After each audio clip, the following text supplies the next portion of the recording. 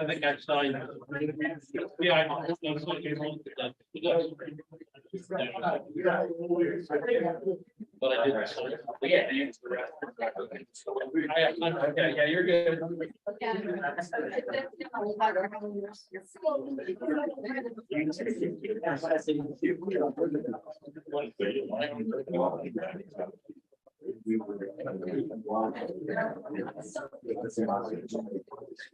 Oh, hey, I don't want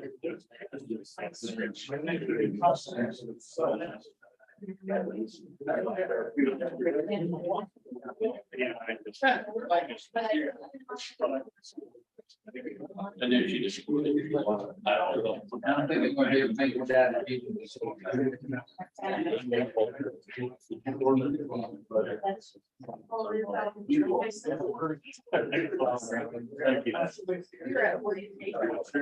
Oh, were you? Oh, wow. So long. That's 4 years. Turn around next year.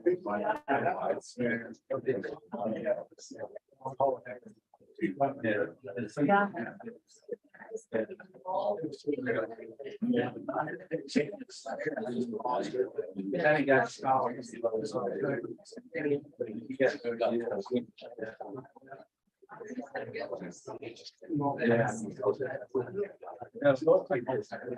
What, like they tricks? What? Yeah.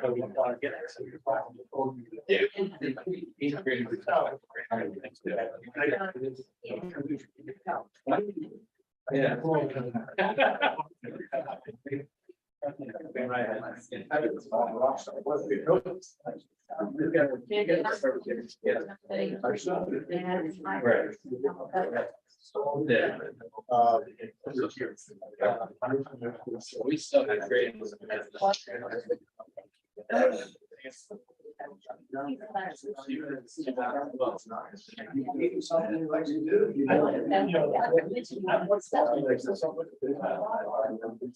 Yeah, I don't know. It's exciting.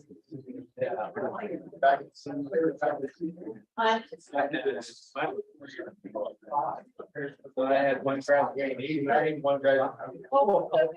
They both had graduation. It worked out. I told them, you went out 4 years. 4 years. Then all the money that I'm paying for you is 1 year. There's no extension.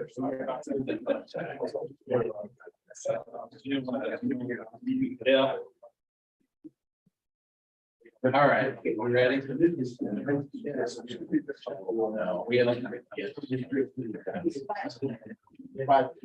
Okay, it is still August 7th, 7:53 p.m. and we're reconvening our finance committee meeting. The ordinance that I read was 2344. I'm going to read it again. An ordinance setting compensation and stating policy with respect to chiefs and deputy chiefs of the city of Newark, Ohio, repealing all ordinances and resolutions in conflict with this ordinance and declaring an emergency. Good evening again, Mr. Chair, members of the committee. So I have espoused a pattern-based compensation philosophy, 7444. This is the one where I'm going to ask council to ratify parity adjustments. So in the division of, well, actually, the Department of Public Safety, what we have seen with our command staff over the years is compression. So it could be a number of different factors, but from my opinion, having been around a while, it's austerity. As we have bargained parity differentials in the ranks, if you get promoted, it's 13%, 12.7. We don't always have the money to reward the command staff. So they've been patient. This didn't happen overnight. It's about a 25-year proposition, but I'm asking the council to bless that now. So what is my ask? Substantively, we removed a 1-year requirement before you could use sick leave, just like we did in the management policy. So if you accrue it, you get a day's worth. The Director of Public Safety says you can have the day off, you can get off now. So that's the first substantive change. Some cleanup language, much like the other statements of policy.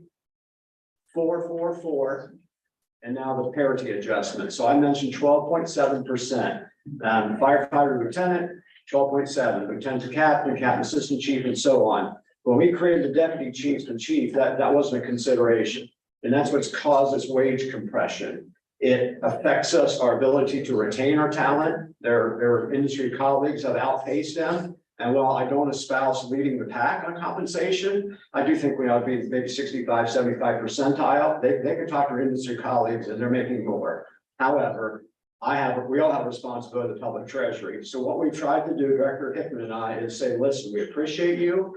We recognize this compression. We wish to keep you. You're doing a great job, but we have a responsibility to the taxpayer as well. And I believe we've done that. I've got numbers, Mr. Chair, if you like, but that is the rationale over this one set of parity bonuses, if you will, or parity adjustments. Question. Yes, Ms. Blind. Thank you, Dr. Spurgeon.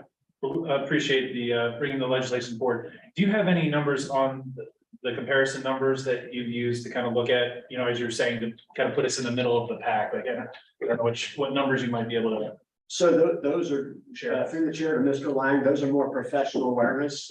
Many people know that I've been in the industry for 30 years. I didn't pull comparators because once we get west of Route 37, life changes. It's a much higher tax base. So I can tell you, Heath, you know, you can get in a car, drive pretty quick and find chiefs are making more than ours and deputy chiefs more than ours. So I don't want to represent that I've got some, here's an objective comparator. Some of this is arbitrary rough math and some of it is math. Director Hickman believes, and I agreed, he said, Bill, I want everybody to make the same. Chiefs make the same, deputy chiefs make the same. It's the same type of work. This is where we wish to land. And so the logic was, as we took a NFD assistant chief and the 12.7% that they get in the promoted ranks, and we added that, and that established that's what a baseline deputy chief across the enterprise will make. And then we added 444. That establishes what's in the legislation. That's what a deputy chief will make. We took a 24 deputy chief after the 4% raise, add an additional 12%, and that makes the base for the police and fire chief. And then 4 and 4. No 4% in the first year because they already benefited from the math off of the deputy chief's raise. That makes sense. And the last substantive change was a slight difference in police and fire's uniform allowance. Director Hickman believes I agree, just make them the same. We chose not to grab 600 from police. We just awarded to fire. And again, we've got the numbers in front of you. So a comparator, I'd be happy to run some of that, but I don't have access like I would over at State Employees Relations Board, more in the unionized industry. If you want to comparators, but I would just caution comparators, you got to dig awful deep other than just the salary. It's the number of people, number of police officers, number of firefighters, what is their taxing authority, what are their resources, that type of thing. Mr. Chair, I have a question. Yes. We've obviously within fire had some difficulty in reducing daily staffing levels in terms of hiring and things like that. There's some issues with hiring, especially at the beginning of the year, and that seems to be somewhat ongoing in both police and fire and the union ranks. Obviously, we're doing parity adjustments for all consider the management here. Do you feel the same argument though could be made in terms of parity adjustments within the unionized employees as well? So through the chair to Mr. Hauser, that's where I have to be cautious. Because our business partners are in a bargaining unit, it's subject to collective bargaining, and there is a give to get. And so again, do we wish to tell there's some in the audience tonight, and we appreciate them. And so it's public record 7, 4, and 4, which we felt acknowledged that, and at the same time had a responsibility to protect the public treasury. So I'm through the chair, Mr. Hauser, I'm hesitant to say what I think or I feel because again, it is subject to a negotiation. And I guess the other thing I would say through the chair, Mr. Hauser, is I've tried very hard since Director Hickman come on board to stay in my lane because I retired out of the fire department and I spent 5 years as Director of Public Safety. So Director Hickman may have some additional thoughts on that, but for me, I'm hesitant to comment. Thank you for your question. Yes. Yeah, Mr. Chair, I welcome comments from Mr. Hickman if he has some thoughts on, you know, how we landed with it. Sure, I think when Director Spurgeon talks about parity, I have like, I look at parity from a different perspective.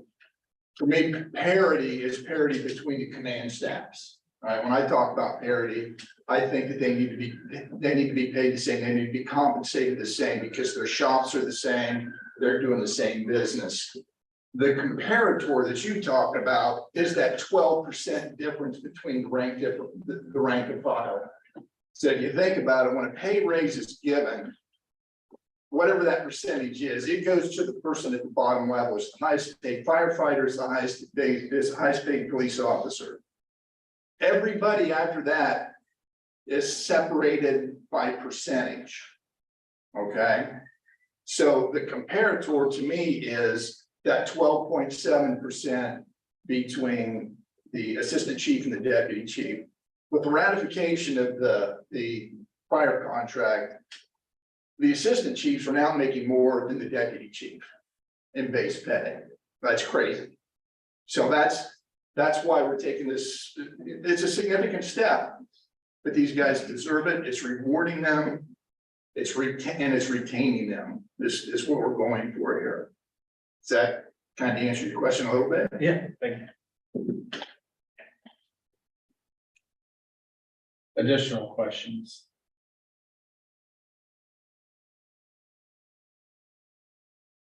Give us Matt here, so hold on just a second.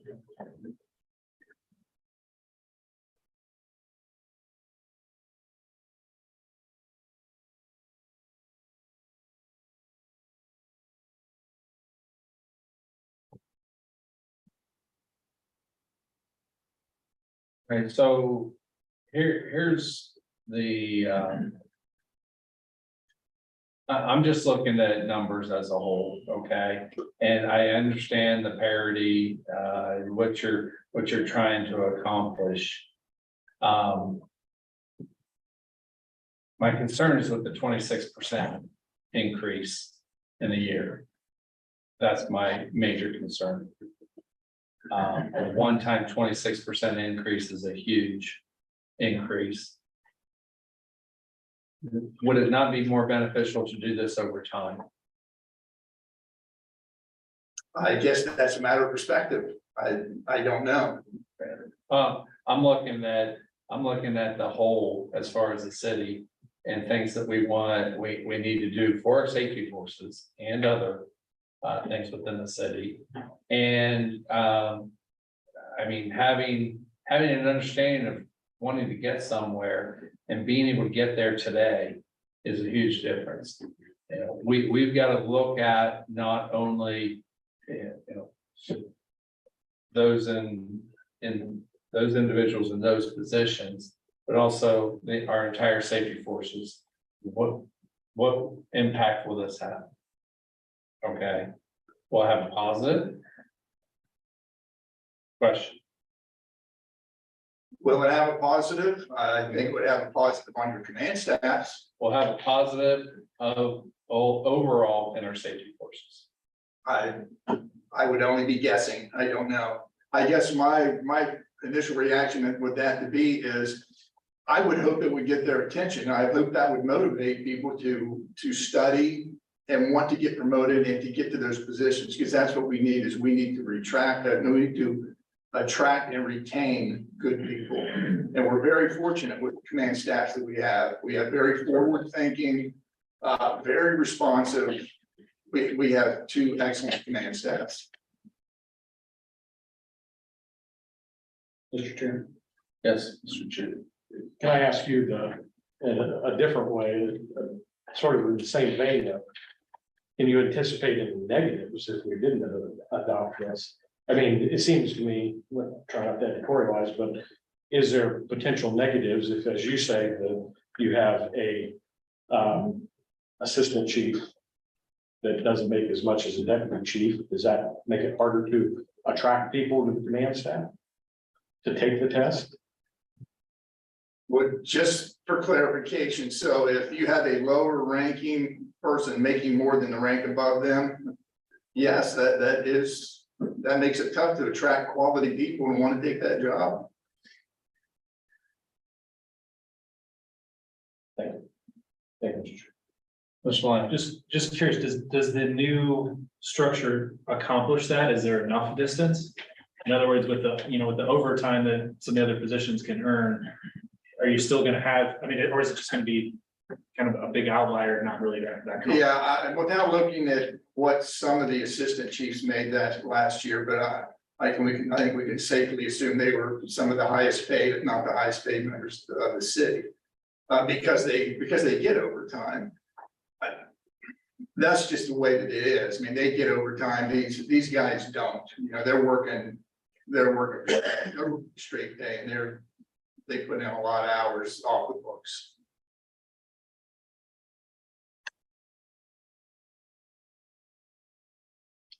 Additional questions or comments?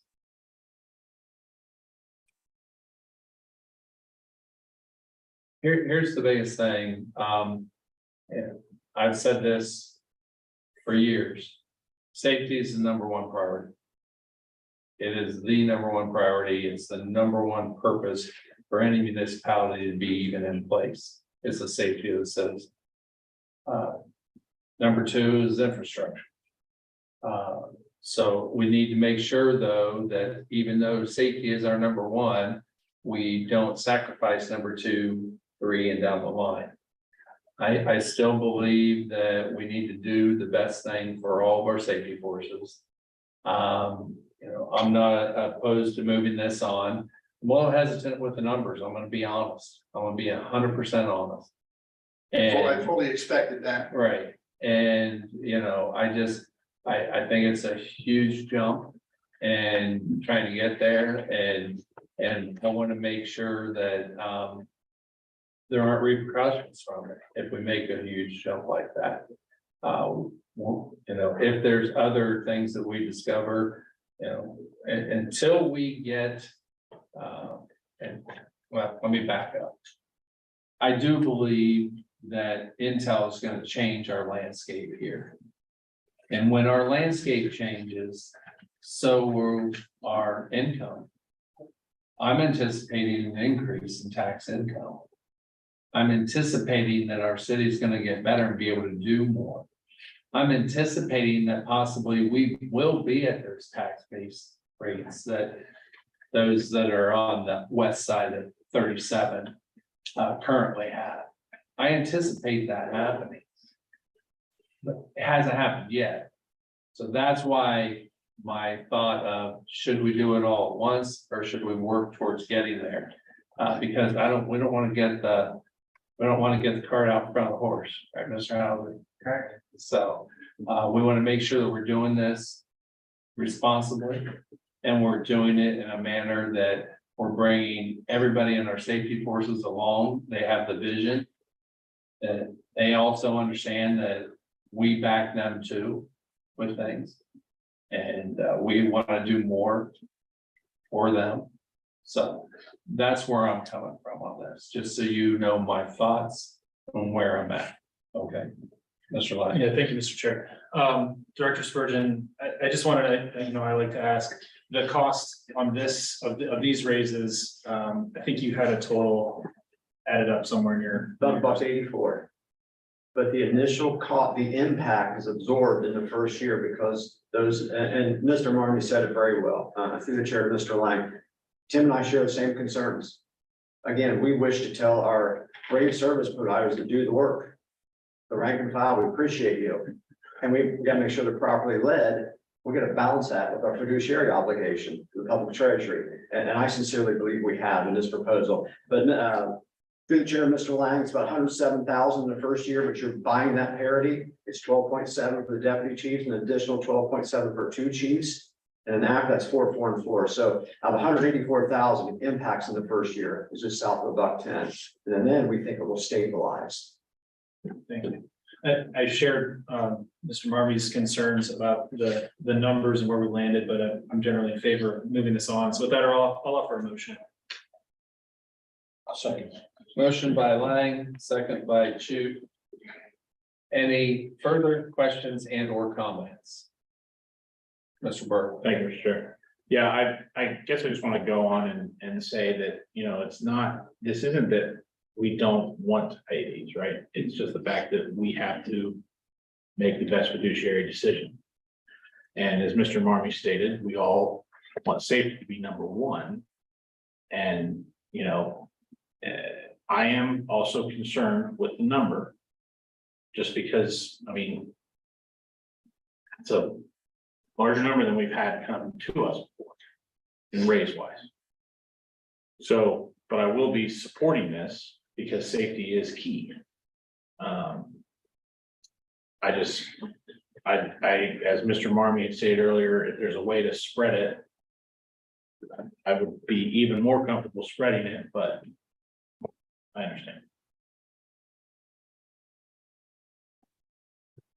Yes, There is an emergency clause attached to this piece of legislation, correct?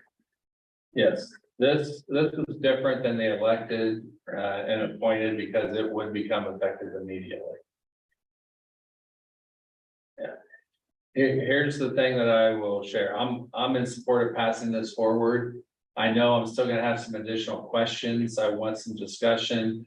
I just want to make sure that everybody's on the same page, and I want to make sure that, you know, if anybody on this committee has questions, everybody has 2 weeks. If you can't get your answers in 2 weeks, shame on you. So, these folks are all willing to talk. I do know that. And they are open books, and I really appreciate that. And so, any further discussion, comments, questions? Seeing none, all those in favor, sentence on full council signify by saying aye. Aye. Those opposed, same pass, same sign. Passes 5-0. Thank you, Mr. Chair. Thank you. Thank you. And with that, this finance committee meeting stands adjourned.